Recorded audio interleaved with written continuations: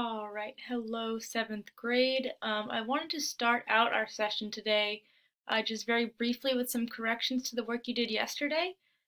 So if you look on the screen here that I've projected, I've written in the answers to our problems in red. So for number 1, we're being asked what fraction is shaded. For part A, that's 1/12. Okay, so if we have 3 pieces that this fourth is broken into, that means each of these fourths is going to be broken into 3 pieces. So we have 3, 6, 9, and finally 12 pieces. One of those is shaded, so 1/12 is shaded. Over here, we're going to apply the same logic. This fourth has been broken into 4 pieces. So if each fourth contains 4 pieces, that's 4 times 4 is 16 pieces. Our denominator is going to be 16. 4 of those are shaded here. 3 are here. 4 plus 3 equals 7. 7/16. Okay, so over here, each third is broken up into 3 additional pieces. So 3 broken up into 3, so that's 3, 6, 9 pieces. 2 of those ninths are shaded, that's 2 ninths. Over here, we also have our circle being broken up into ninths, and all but one of the pieces are shaded, which means that 8/9 of the pieces are shaded. We're going to look down here for number 2, shade the given fraction of each circle. So I've, shaded approximately. I did my best here. I used some straight lines to try and divide these out evenly. I divided 1/4 in half, so a half of a fourth is an eighth, so 1/8 is shaded. Here, 1/12, this is a fourth divided roughly into thirds. So if we divide a fourth into thirds, you're going to get a 12th. Over here, the same but opposite. So I've taken 1/12 out, so there's 1/12 that's not shaded, and the whole rest of the circle is shaded. 11/12 of the circle is shaded. And finally, for part D, 3/15, what I've done is I've broken each third into 5 pieces, and I shaded 3 of those 5 pieces here. So this is roughly 3/15 of this circle. All right, down here on our number line, you're going to notice, and actually I'll circle this here too. I like to circle 0 on the number line so I know where I'm starting and which direction is positive and which direction is negative. So what I'm noticing is that we're going in the negative direction. We're going to the left of 0 on the number line for point A, which is here. In point A, I notice these intervals 1, 2, 3. There's 3 of them between 0 and -1, which means that each interval is worth 1/3, or more precisely, -1/3. So point A is going to have a value of -1/3, point B is going to have a value of -2/3, and point C is going to have a value of -2 and 2/3. Okay, so that's the first part of this section here.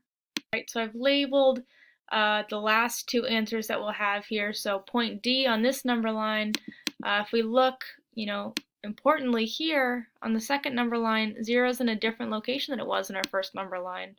So we're going to first locate 0, and then we're going to say, okay, point D is to the right of 0, which means going in the positive direction. This is still, this interval from here to here is a third. Point D is half of a third. Half of a third, is a sixth. So D is going to be 1 1/6. The value of point D is going to be 1 1/6. We're going to go over here to point E, and what you'll notice is point E is this 1/3 interval divided again into thirds, right? So if we say, what is, what's 1/3 of, and we know that when we're saying the word of, in this sense, 1/3 of 1/3, that means we're multiplying. Okay, so what's 1/3 of 1/3? It's going to be 1/9. But what you'll notice is that 1/9 would be this first mark here. We're actually looking at the second mark for point E, so that's going to be 3 2/9. This would be 1/9 here. This is going to be 2/9 here. This would be 3/9 here, and 3/9 is of course equivalent to 1/3. This would be 1/3, 2/3, so on and so forth. So point E is going to be equivalent to 3 2/9. Okay, so that's just some corrections for what you guys did yesterday for your classwork. What we're going to be doing today is, excuse me, this next portion. which is comparing fractions. Okay, so we're going to do a bit of this together, and then we're going to move on to a little bit more complex work, which is here in part B and part C. And as you guys know, the packets that we're using, the Carroll packets, these get harder progressively as you move through them. So the first page is kind of like a warm-up that we did yesterday, and now we're moving into a little bit more difficult material. So we're first going to look at comparing fractions using the shaded portions. Okay, so which one is larger? We're being asked, use the drawing to determine which of the given fractions is larger. Okay, very important to read the directions so we know what we're looking for. We're looking for the larger fraction, so circle the larger fraction in each pair. We're going to do one together here, so part A says what's larger, 1/5 or 1/4? If you are very hungry and these two circles were pizzas, which slice would you want? Would you want 1/4 of the pizza or 1/5 of the pizza? I don't know about you, but I love food.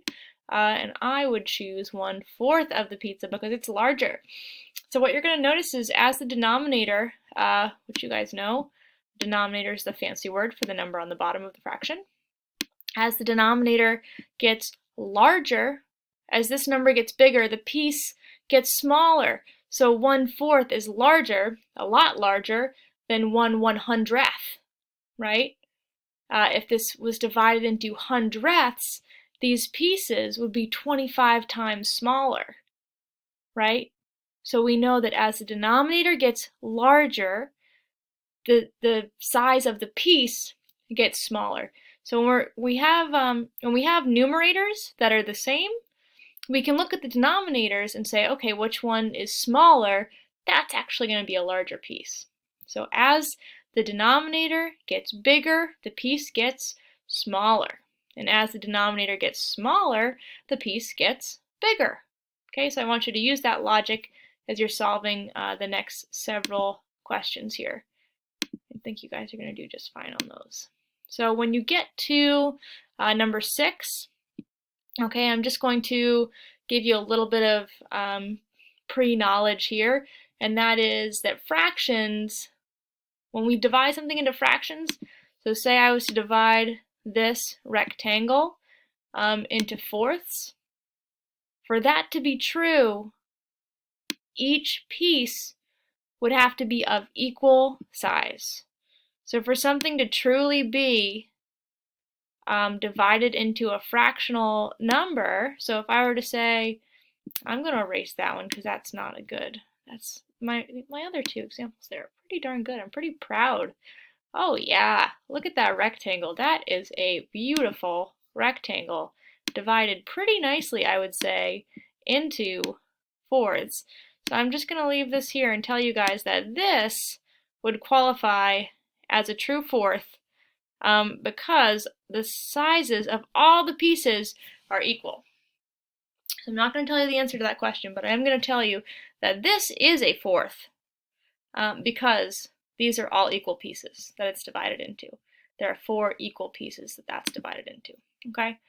Now we're going to take a look at this section, part B and part C. These are a bit harder, and the reason that they're harder is because these objects are not divided into conventional, nice, simple fractions. This one here is probably one of your, well, let's see, no. I was going to say this one looks a bit easier, but we're still going to have to do some division here because these triangles did not appear, they're not equivalent to these triangles. So I looked too quickly and I assumed it was going to be simple, but it's not. Alright, so what we're going to have to do is we're looking to determine what fraction of the following objects are shaded, and in order to do that we're going to have to be able to divide the shape and the shaded portion of the shape into equal parts. So I'm noticing I have 2 triangles that are shaded here, and I have a third triangle that's not shaded, but what I'm noticing is these 2 shaded triangles are equivalent, because the base is half of this side of the rectangle, right? And the height here is the full length of the rectangle on top. So I'm going to, if I make one line down the middle here,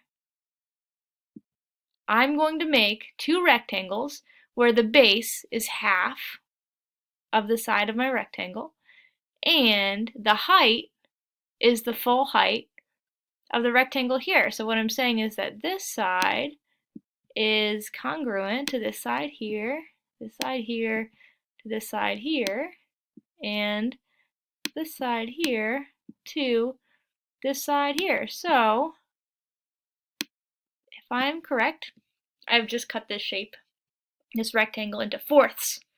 And what I'm noticing is that 1, 2, 3, 4. 4 is going to be my denominator to start at least. So 4 triangles, 4 equal triangles I've created, and very important, the shapes must be of equal size for them to count as fractions, right? For it to be a fractional piece of something. So I have 4, 1, 2, 3, 4 triangles, and 2 of them are shaded. So I'm going to say 2/4 of this rectangle are shaded, and I can of course reduce that. I know that I can look for what's my greatest common factor of 2 and 4. My greatest common factor of 2 and 4 is 2, so I'm going to divide my numerator by 2. 2 divided by 2 equals 1. 4 divided by 2 equals 2. So 2/4 is equivalent to 1/2, or 1/2. Alright, so that's how I can show what portion of this fraction is shaded. Alright, so the rest of these shapes, they're not terribly simple, but what I want you to try is the strategy I just used for this shape, which is to look for a way to create equal shapes. So cut the shape up so you can create equal pieces, and then use those equal pieces to produce your fraction. Okay, so this is not super simple. You're going to need to be a little bit creative here. Okay.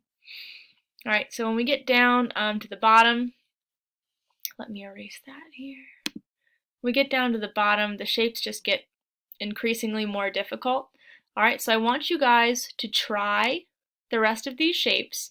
This is going to be your classwork, and this is going to be one of those instances in which I think it's probably going to be easiest for you to use this web paint app that I had you install. So it's a Chrome extension, and I had you guys install it yesterday in class. I think this is probably going to be the easiest way for you to turn this in. If you want to copy these shapes down on paper and take a picture of it, that's totally fine. I'm just trying to think of what's going to be the easiest for you. And this tool, this nice straight line tool, is also very nice, so that you can make sure that you're dividing this shape up equally. Not to give away any hints, but I'm just saying it might be easier. Okay? Just saying.